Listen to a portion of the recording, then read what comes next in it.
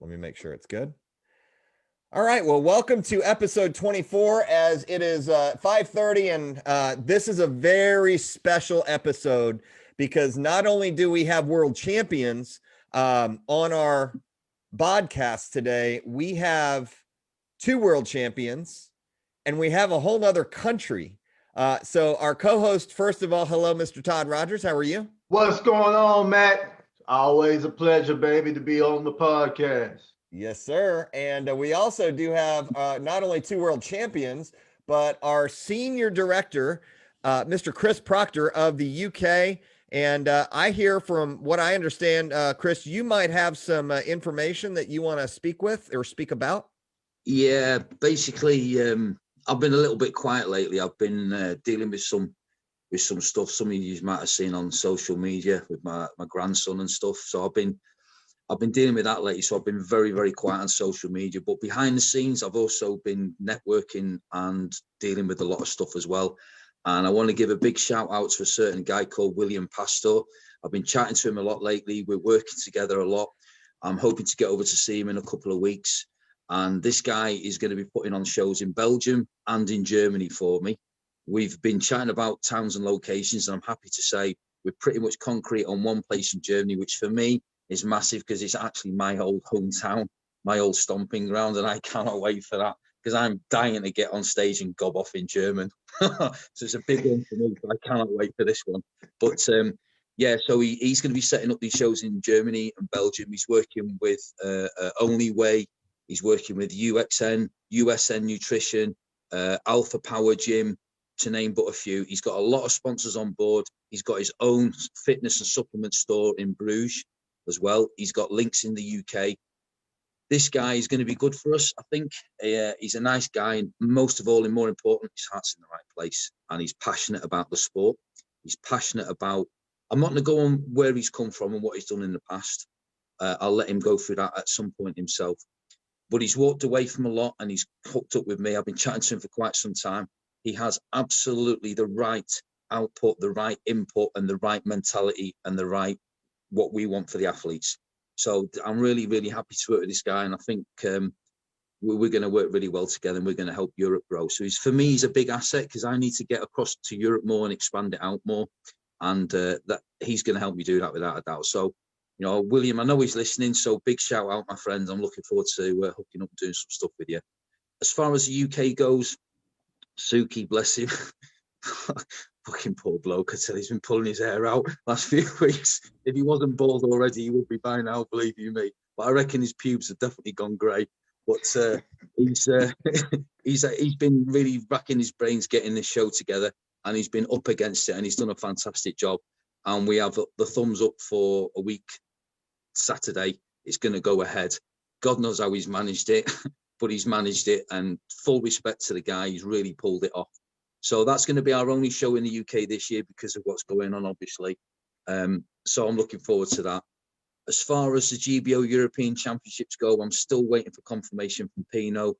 I know now from the UK, it got announced yesterday that if we go to Italy, when we come back, we have to isolate for 2 weeks. So that's put the big dampeners on it as far as UK athletes going out there is concerned. It's ridiculous. I think the whole thing's a big bag of bollocks, if you ask me. But okay, it is what it is. We've got to play by the rules, I guess. We can't really get around that. So I'm a little bit disappointed in that. So I'm just going to wait and see what happens over the next week. If that show's even going to take place, because Pino did say that the Italian government are being a little bit funny about it now. So we'll have to wait and see. Next year in the UK, you've probably seen Zuki's put a few posts up already. So he's looking at doing 3 shows next year under the GBO banner. He's, you know, we've had a little chat. He's coming away from the NFM UK a little bit, and he's coming down more to the GBO. I'm not going to go in any more than that. That's up to him to do. We've got Ernie's show, obviously, and I'm very proud to say I've got Trevor Church on board as well, who is also an ex-IFBB pro. He has a show up in Sheffield, and he's come on board. So that's a big, big, big show for us, along with Ernie. 2 big scalps as far as I'm concerned. And the future's looking bright for GBO across Europe next year. So that's awesome. I'm happy. Despite what's going on with all the COVID shit, we've actually grown in the quietest period we've ever had. So yeah, I'm in a happy place right now, and I'm looking forward to working with a lot of people next year. So it's good stuff. It's good stuff. And obviously we've got all the shows in the US. You guys are growing it out there. It's going to be a busy year next year, and I'm going to be doing a lot of traveling. And I'm looking forward to it. You know? Busy.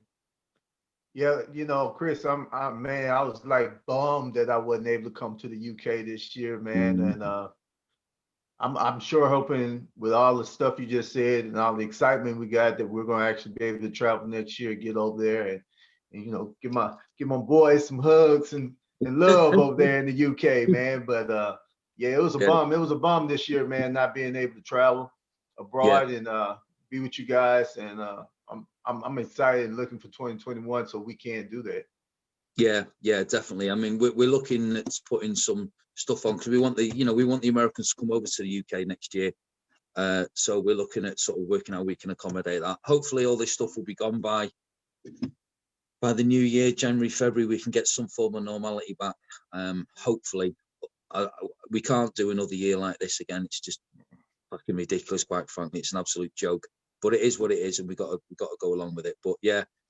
Let's just put this year behind us. At the end of the day, we've still done, you had the legacy the other week, Todd. I've heard fantastic feedback about that. So well played for that one. I also heard the little birdie told me that the Poseidon only had about 20 athletes.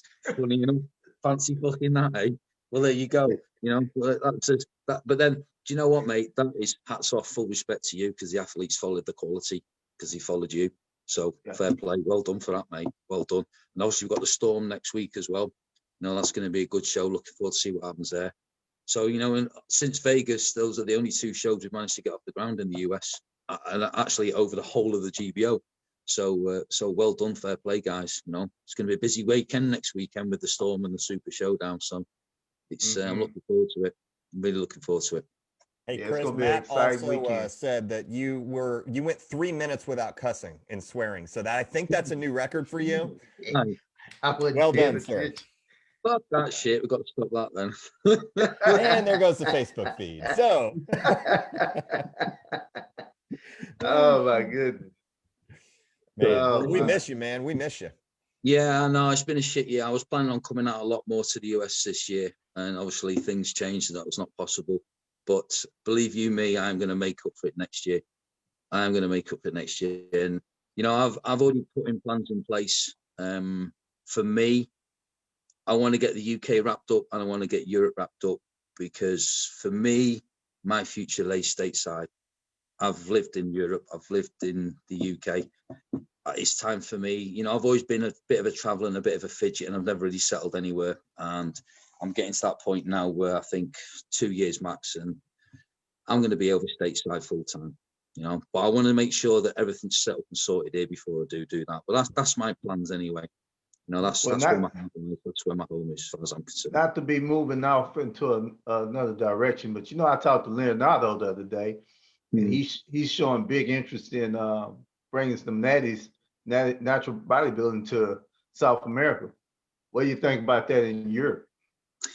Funny enough, you should mention that, because I was actually chatting to a guy who trains in my gym the other day, and I'm going to bring him on board as a judge. And he's competed in the naturals for the past 15 to 20 years.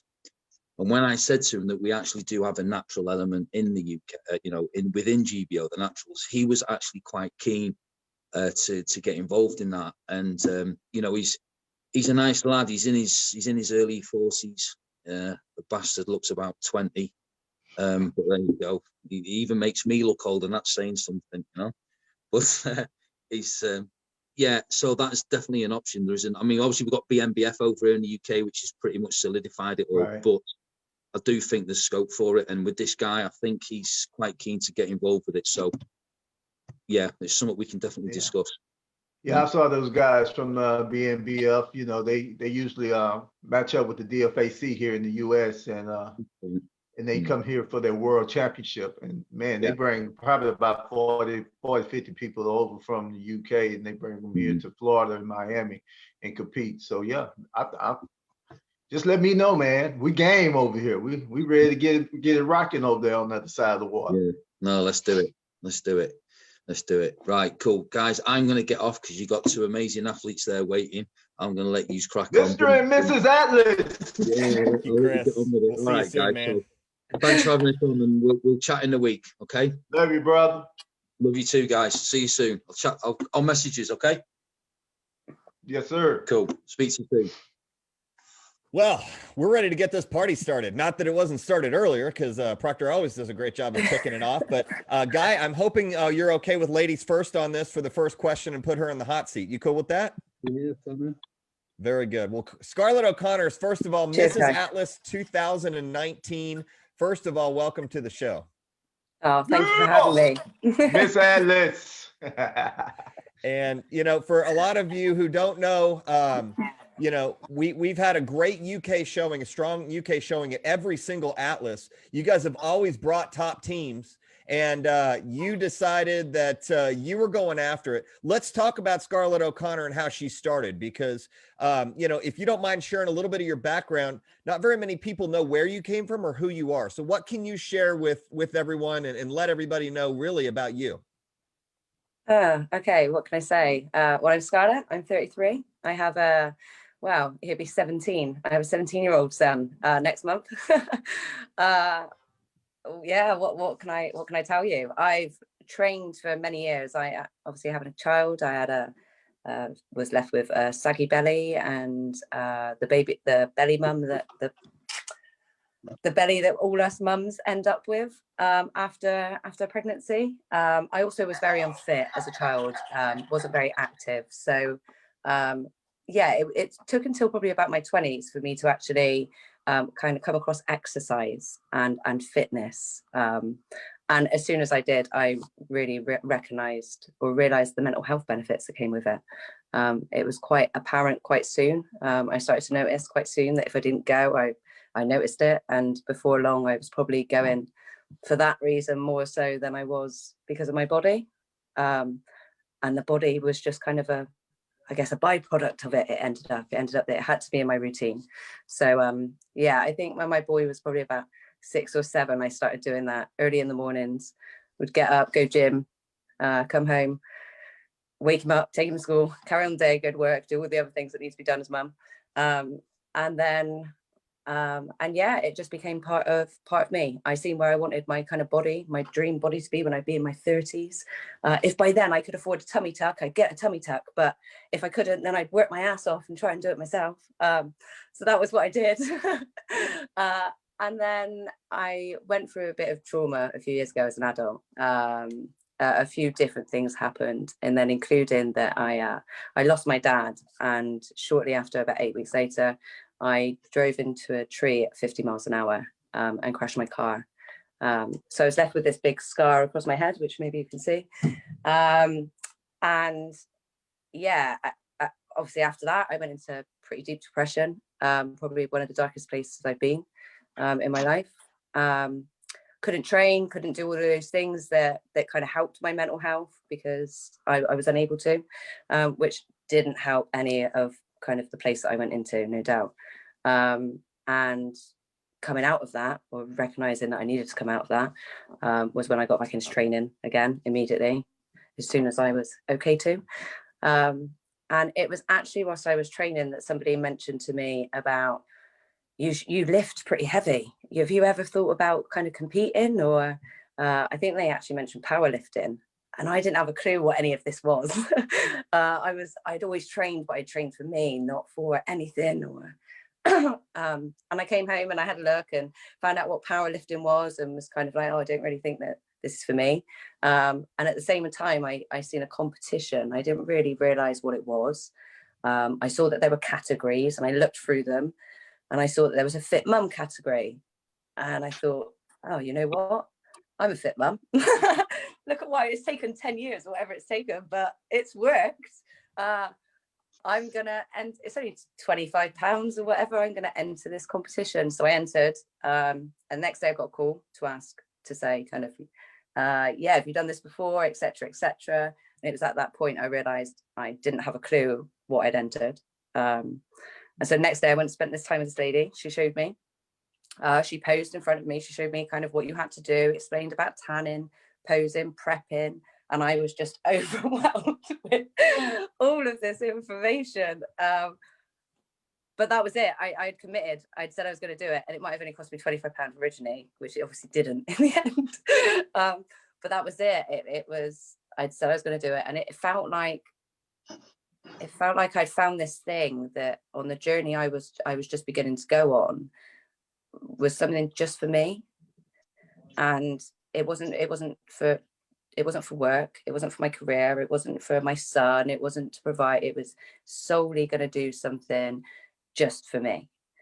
And I love the gym and I love exercising anyway. So the two, it just seemed like I've got to do this. And I actually thought I would just do it the once, and I would follow through with it and commit to what I'd said I'd do and do the day, and then that would probably be it. But I enjoyed it all so much. I enjoyed doing it just for me. I enjoyed admittedly, the prep was very difficult. I'd never done anything like stick to a diet in my life. And having to stick to that and had all this cardio, and it was mentally, very challenging. And some days I didn't want to do it. And it was getting through that. And again, doing all of that just for me. It was like the perfect companion to have on this self-love journey that I was beginning to go on. And then the day come, and the day was just so much more amazing than I ever imagined it to be.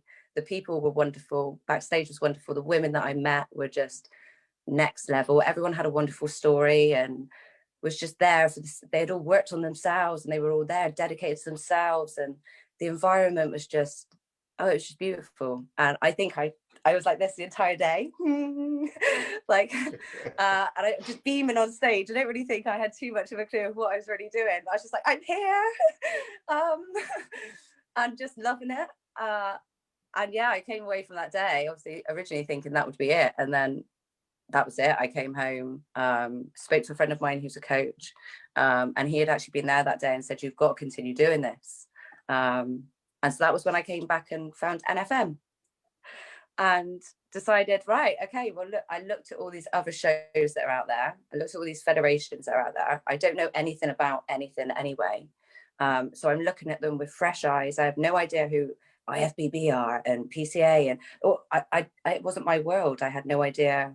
So I'm looking at it from a fresh perspective, and I've come across NFM, and it was different. Their offering was different. It felt much more, what's the word, less business, I guess, less commercial, less, just more exactly that. And what they were saying, the offerings that they were giving, and the fact they were offering this opportunity to go to America was just like, wow, like, I've not been to America. What an opportunity is that? And I was like, I want that. I know I've never done it, but I want that. I like, of all that's happened, I've had quite a lot of shit go on in my life. I need to end, right, all this shit with winning Miss Atlas.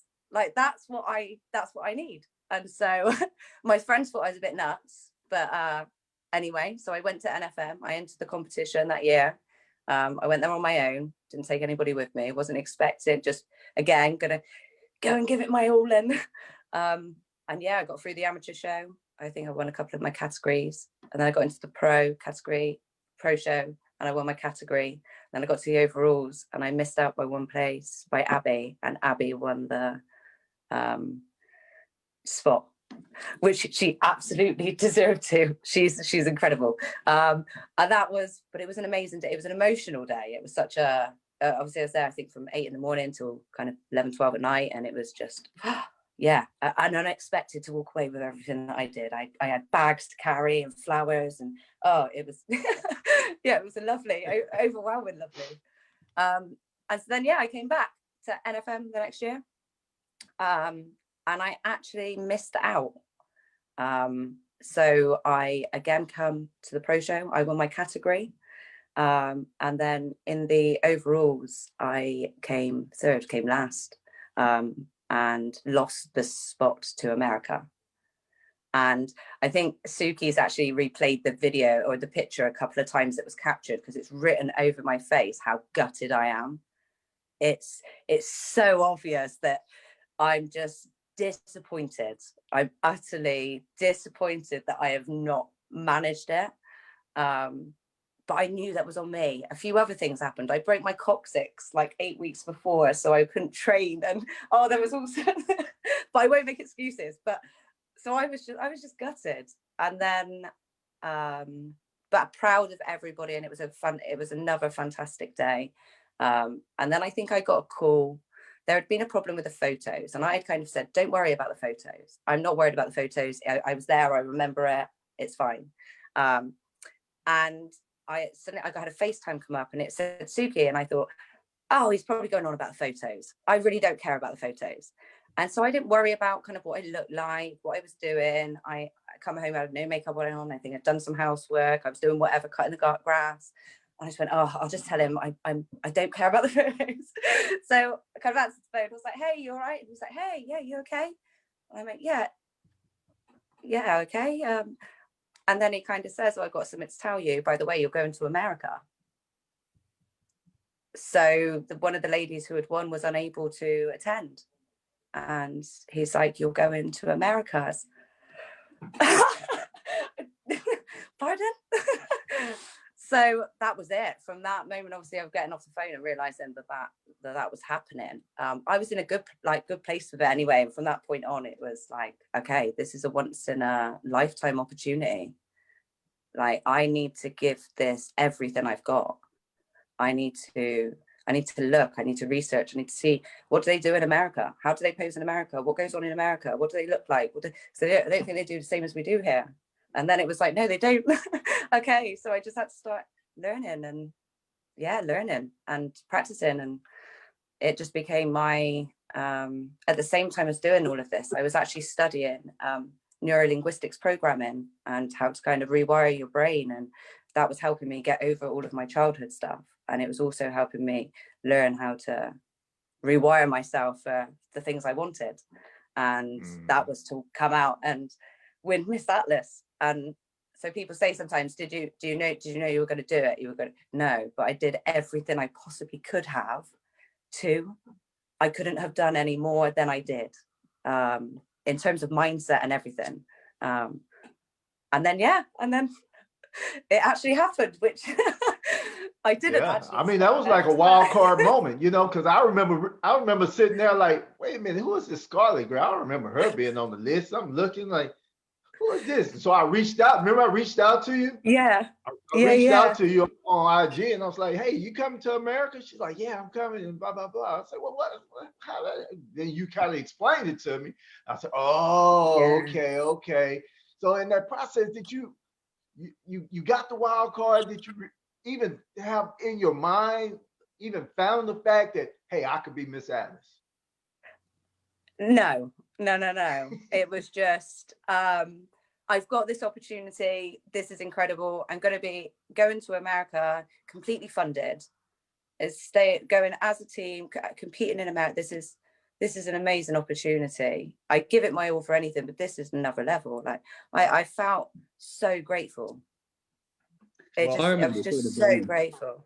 I remember being in the house and thinking, this is nothing against you, Scarlett, because I haven't really seen much, but I thought, I wonder, it's going to be between Abby and Helen. Like, whoa, what's going to happen? What's going to happen? Then I remember seeing Scarlett, like, it was either the night or I think it was the night before, the 2 nights before, and you said, oh, can you have a look at me? And then I was like, crap. It's like, shit, we're going to do now. I remember it. I think I said it to you. I was like, you're going to do really well. And like, it shocked me, like, because I was really in my own little bubble. And I thought, wow, like, fair play. And then, when you came out on stage, I remember going, yeah, Scarlett's won that. I was like, I can just, like, I know judging takes time and all that, but I think you can see quite quick, like, your top view. And I thought, wow. And I just thought that was amazing. Oh, thank you. I felt like you didn't have no pressure on you whatsoever to do anything other than what you did. And your confidence level once you hit the stage was like 100.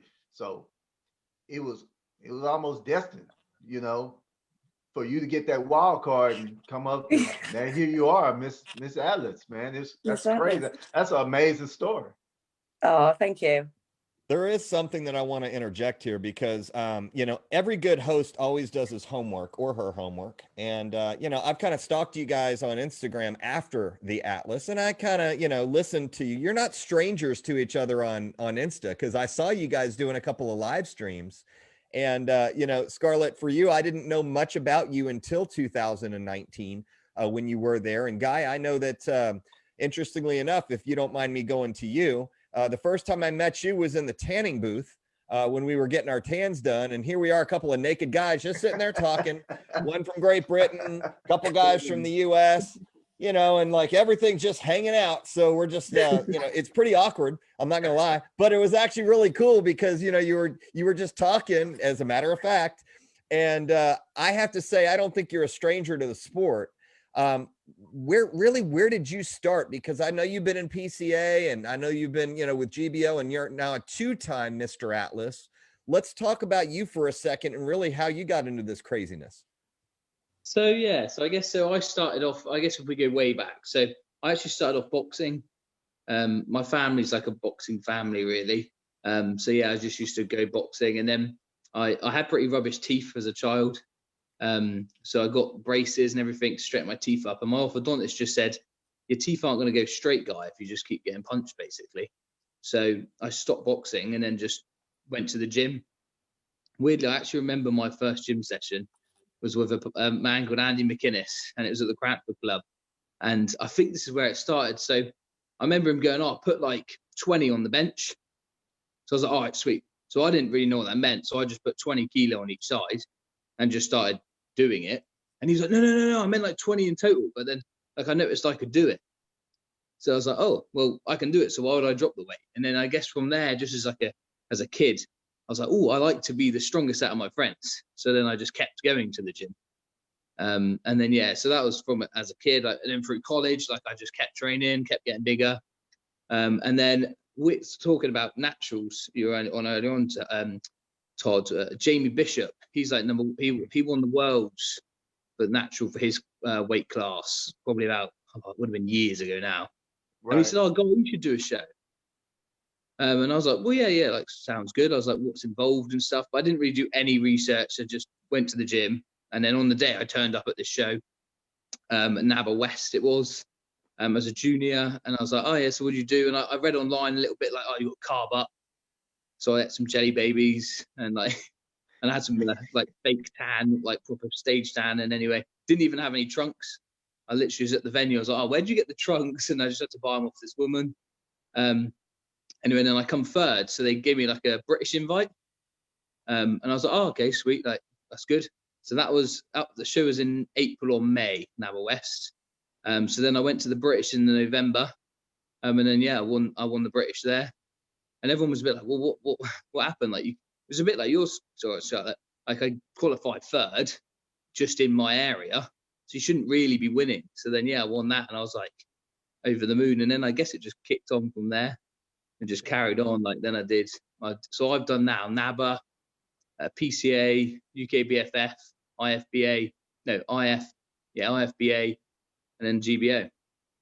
So let me ask you, what was your first impression in 2018 at the Atlas when you were coming in? Purvis was the favorite, you were the favorite. We knew it was going to be 1-2. We just didn't know how the cards were going to fall.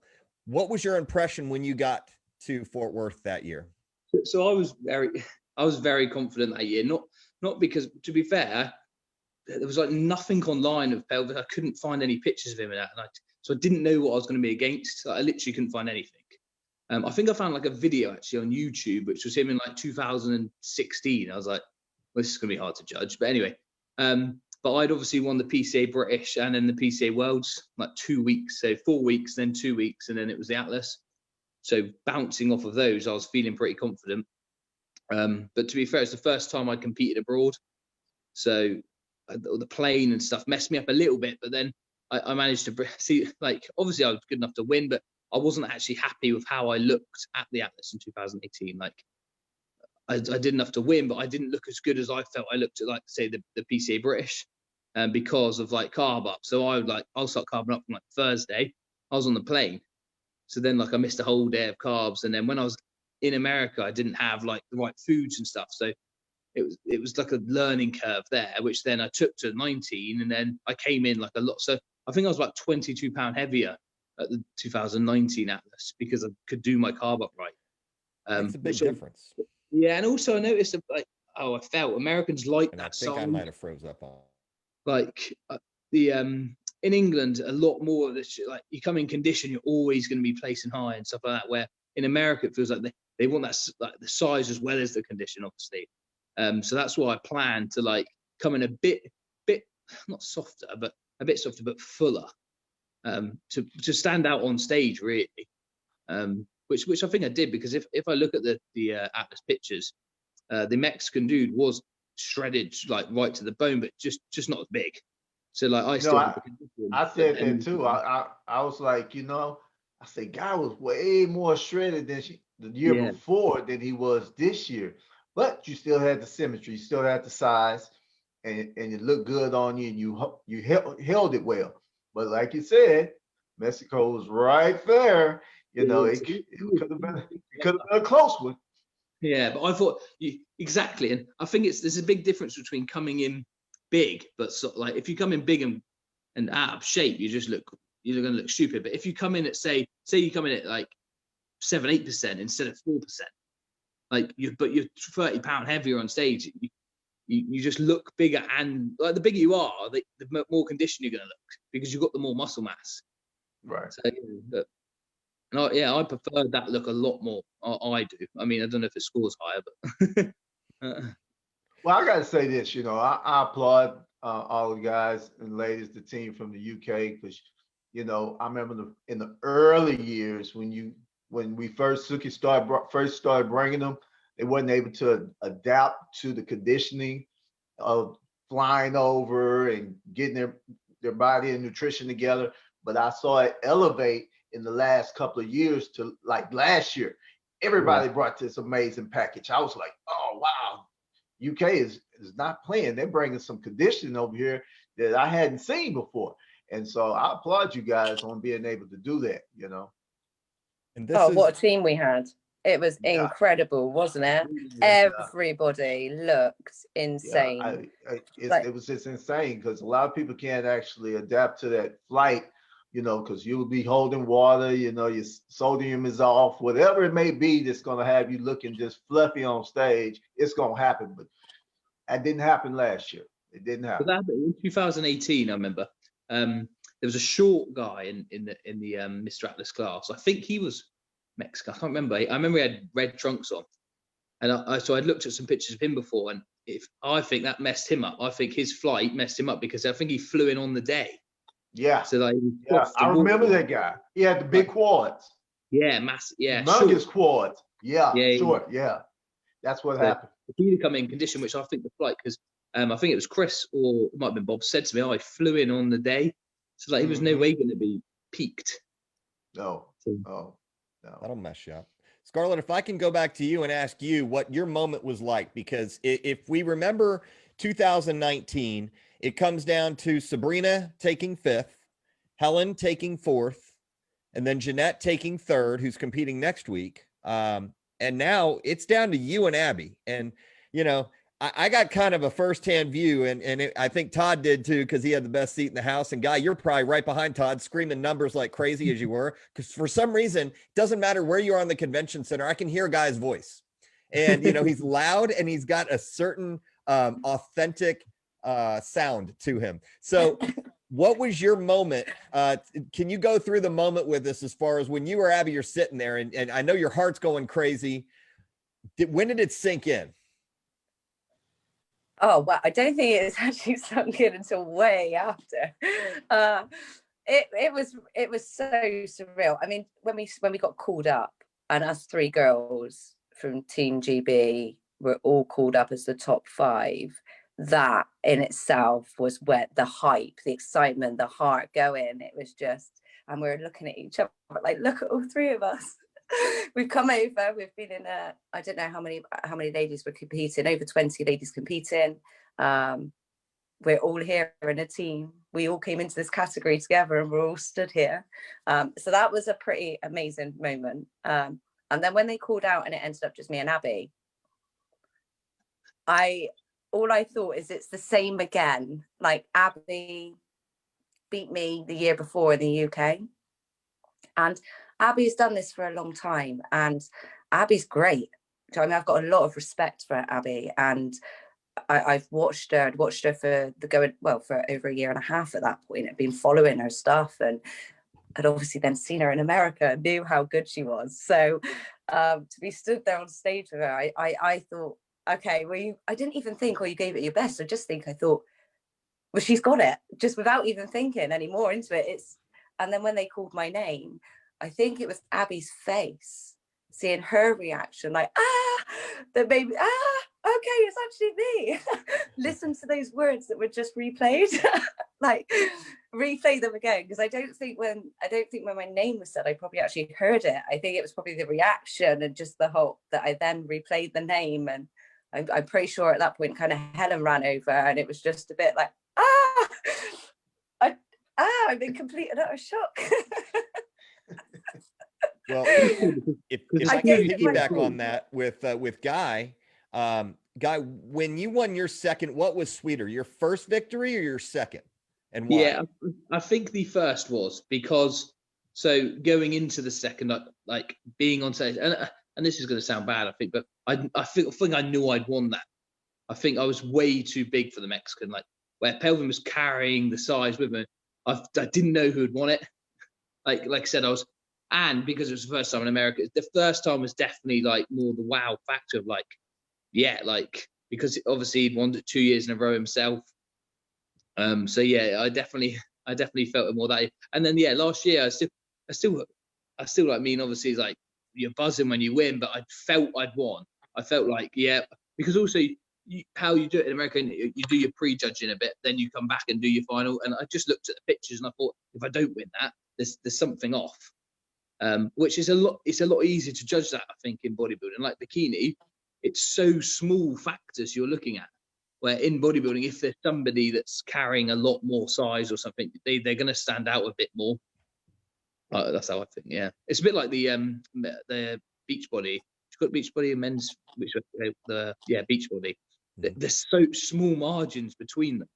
That's the hard stuff to judge. Like you can look at them and you think, okay, well, he's tighter there, but then he's got better shoulders, right? He's got a bit better back, right? He's got and you're like, well, where'd you pick? But I felt like there was just the overall package. You can just see it a bit better.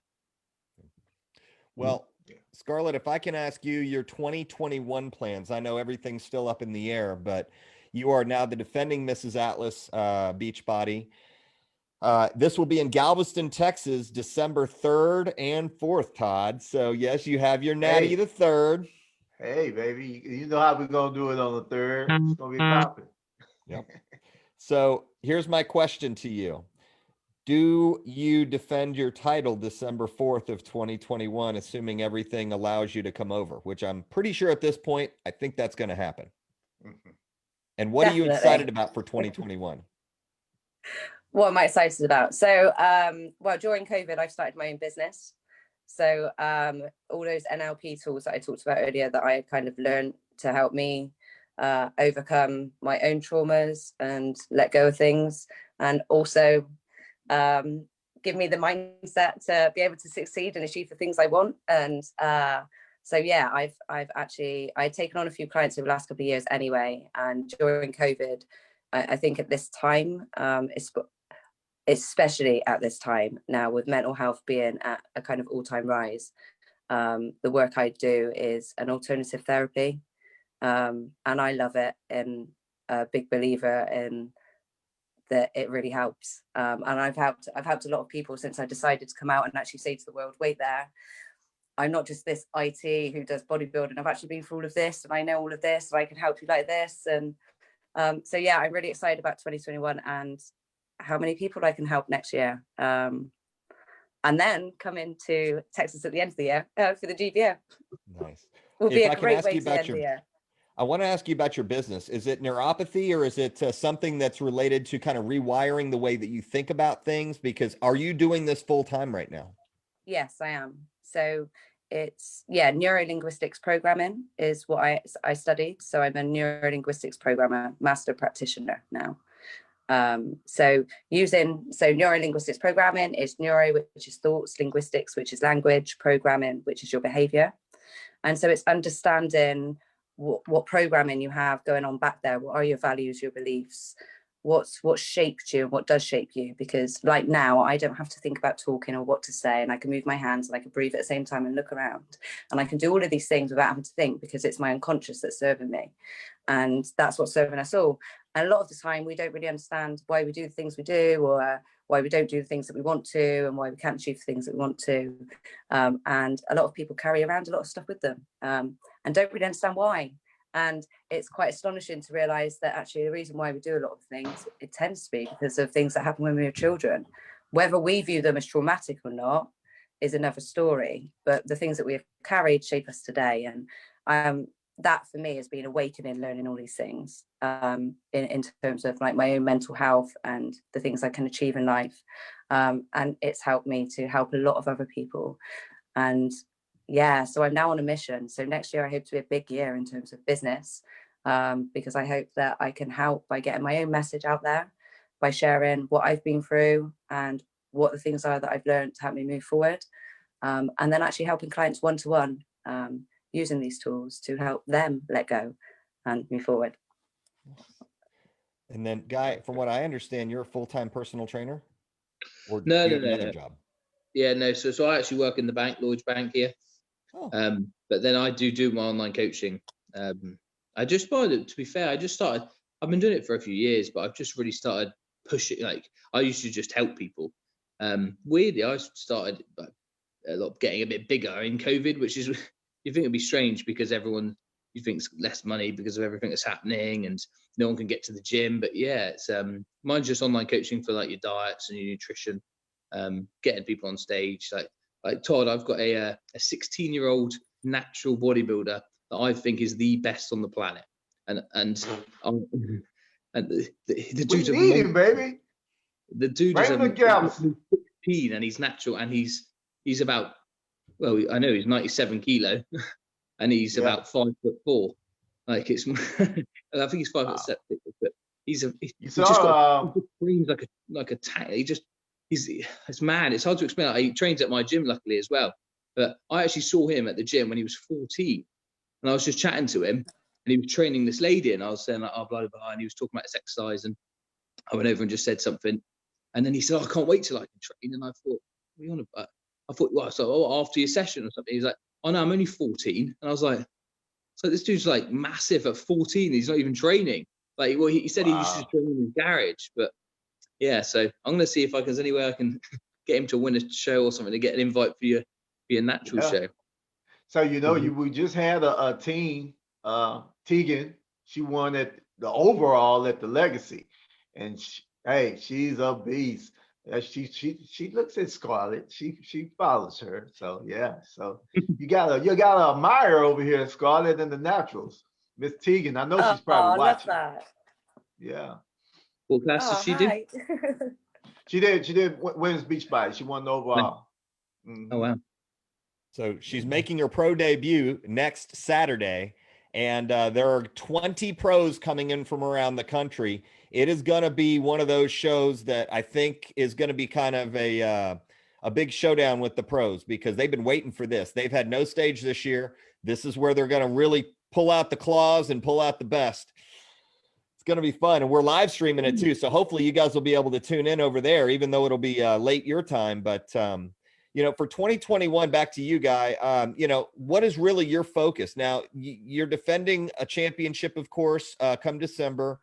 This will be your third Atlas. What are you excited about this year? I know you talked about your bank and your personal training, but what are you excited about personally? So obviously this year, there's been no shows. Like, I mean, there's shows coming together now. But from the start, it's from March, wasn't it, really? I mean, it's mad we're in October already. But so I've sort of planned that, there was going to be no shows for me this year. So to be fair, I probably had a bit of downtime, which I haven't had for about 7 years of competing, which has been really nice. And I'm actually very happy with where my body's at, what I'm doing, if that makes sense. For having so much rest, and then once I just step it up again, I should really. I did it year 2018 a bit, but not like this. So I'm excited for 2021 for that. I'll only do the Atlas. I'm not going to do any other shows. I don't really see the point doing any shows in between it. Definitely because then I can just focus on it. Pelgrim will be back, I believe. I mean, I don't know who turns up in the end, but that'll be exciting because he's 2-time as well. So one of us, if someone else comes along, I guess, but one of us will be going for 3 I wonder, is he watching? Is he watching, Matt? He's watching. I'm looking at the feed right now. Kyle Green's watching too. I mean, Kyle's obviously Beachbody, but I think Elliot, Helen, all the UK folks, Imogene's watching. But I will say that, from what I'm hearing, maybe Proctor's overstating what Pino is saying in Italy. Let's just say we have a couple of very large conditioned Italian folks who decide to hop in, and then Salvador and Leonardo happen to throw in some folks from Central and South America. This could be a nice little spicy mix. And I think 2021 might be our best Atlas ever. Well, yeah, definitely where it's going. I think it's just growing every year, isn't it? So I put my hands up. So GBO, before 2018, I didn't know what it was. I hadn't heard of it. And then I did. So I was doing a guest pose at a local show, and Chris came up to me and said, actually, I approached him because it was a local show that I wasn't allowed to enter. And I said, the winner, though, gets a trip to America. I was like, well, I want that. I was like, well, it's not fair that I can't enter. Yeah, I could win that. And he said, well, he gave me a wild card. And I guess that's where it started. And then, think the year 2018 I was there was 3 of us from the UK, and then 10 from the UK last year.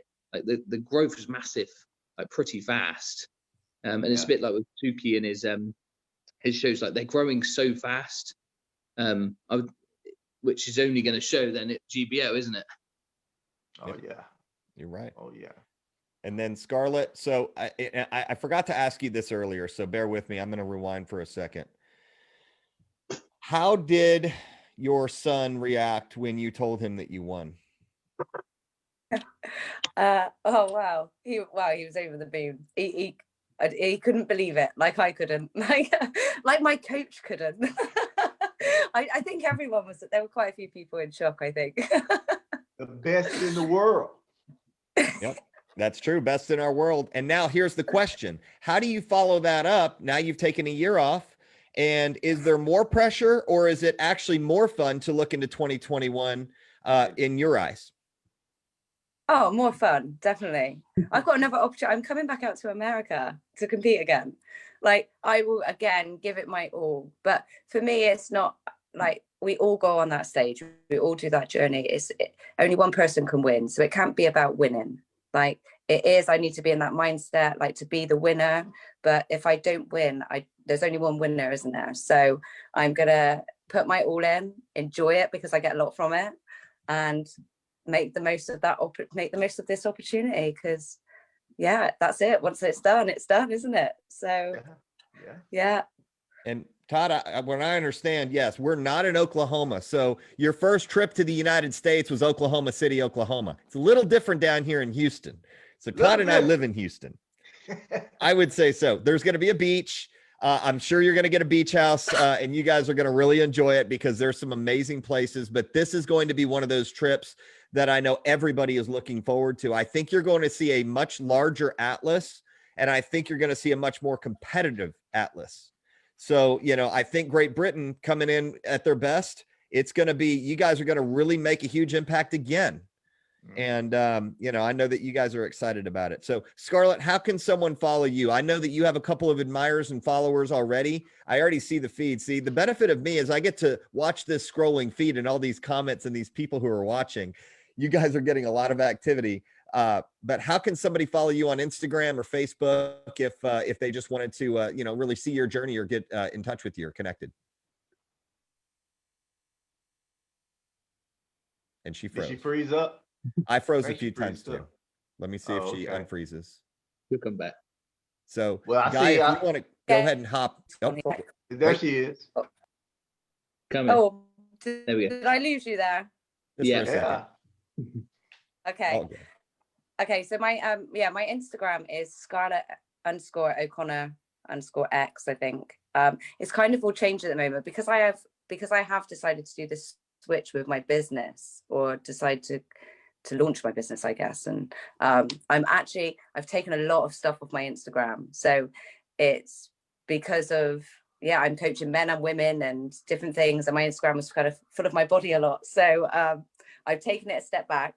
So if people are kind of looking on there, it might not be necessarily what they expect to see. It's becoming slowly more business focused. But I have set up another account, Scarlett Fitness, which I am going to use as my kind of journey to GBO next year, so that I can share a little bit of my training and what I'm doing, etc. Very good. Well, I'm definitely sure you're going to get probably some extra connections from the US. So don't be shocked when you do. And then Guy, come and say as hi far if you do. yes, they will. And, I'm very interested because I know you invited me to a Facebook page, and, I'm very interested to, follow along and just kind of shadow that. So thank you for that.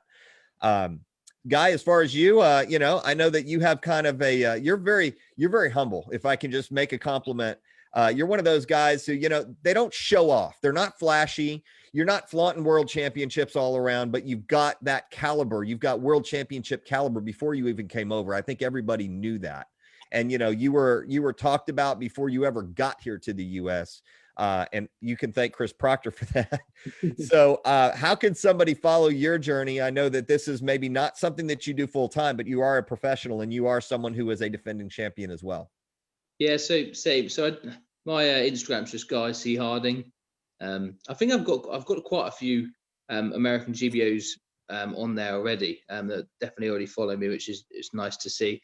A bit like Scarlett, I haven't been putting much of my body up because of I've been doing a lot of coaching, so I've been just showing off my clients and stuff quite a lot. But obviously I still got all my old posts there, all my old pictures. And to be fair, I have started a bit more because I've started getting back into. I guess you can say how I'm feeling about my body of how many pictures I put up. When I'm happy with my body, I'll put a day picture up. But when I'm I'm going to hide in my jumper for a month, I don't really put much up. But yeah, the Prime Minister of bodybuilding, Guy Harding. Well, I also want to mention Bob pretty much puts your bodies up all the time on his Bob Johnson president, Bob Johnson, Global Bodybuilding Organization on his Insta. So you guys are showing up all the time. I mean, he is reminiscing about the 2019 Atlas right now. He's hungry to get back engaged. So I see Guy Harding in 5 different pages. I see Scarlett O'Connor in 5 different pages. So trust me, you don't have to show it off. He'll show it off for you. You're welcome. He'll show it off for you. Todd, last word. Any questions? Well, I'll tell you one thing, not to be throwing no logs on the fire, but I see old Timmy Pratt on here, and Timmy is making some moves to come out of rehab, and he said he's gonna go up and he wants to see Mr. Guy Harding next year. So let's see what happens. We have a classic pro bodybuilder moving into standard. Mr. Atlas. And he did say count me in for 2021. So we'll see what happens. Yeah. He's moving up, baby. Well, all I can say is it's really truly an honor and a pleasure to have both of you on. And I know that I think it was 6 months ago when I saw you guys on Instagram, and even Chris and I were talking. We're like, we've got to get these two on. We could have probably an hour very easily with each of you. This is obviously not the last time. It's not the first and the last. We're going to have continual conversations, especially as we're building up into 2021. We're going to be checking in, and, we love having y'all as a part of our family, and, being engaged, and really just, I know it's midnight there. It's past midnight at this point. So, it's 12:30 in the morning and you guys stuck it out. So we appreciate you guys being live. We like to do these things live, and, we're really looking forward to seeing you next year. So thank you. I appreciate being brought on. Yeah. Thank you very much for having us. Yes. And we didn't forget about you either, because I know we brought on other folks. And so you're like, well, what about us? Trust me, you guys were always on the list. You were at the top. We just needed to time it right, so that way we could give you guys your glory and shine. So yes. We bring it to a close. Mr. and Mrs. Atlas, people. Yes. Well, thank you. Episode 24 comes to a conclusion, and we're just excited to see how the showdown goes next weekend. I know that Suki has put a ton of work into that. We're also going to have an American show, so whatever we can do to support you guys, please let us know.